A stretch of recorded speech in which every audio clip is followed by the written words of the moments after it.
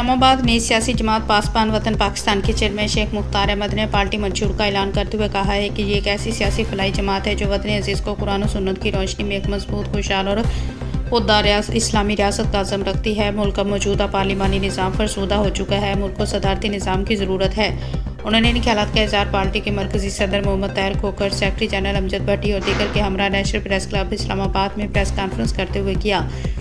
शेख मुख्तार अहमद का मज़ीद कहना था कि पार्टी के क़याम का मकसद मुल्की सियासत से मोरसी सियासत का खात्मे की जानब कदम है। पासबान वतन पाकिस्तान आम आदमी के हकूक़ का तहफ़्फ़ुज़ करेगी।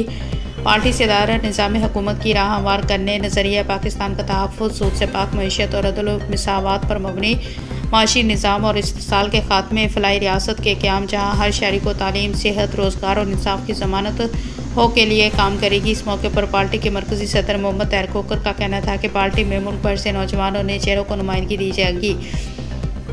गुज़श्ता 78 बरसों से सियासी जमातों ने बंदरबांट के लिए पूरे निज़ाम को जरगमाल बनाया हुआ है। पार्टी के क़याम का मकसद मुल्क की तकदीर नौजवान क़यादत के हाथों में देना चाहते हैं ताकि आम आदमी हुकूमत में आ सके।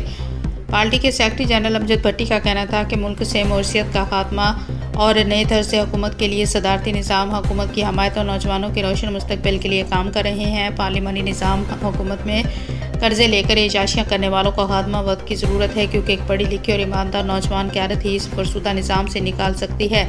अदारों के साथ टकराव अच्छा नहीं, अदारों के साथ खुशगवार ताल्लुकात के हामी हैं।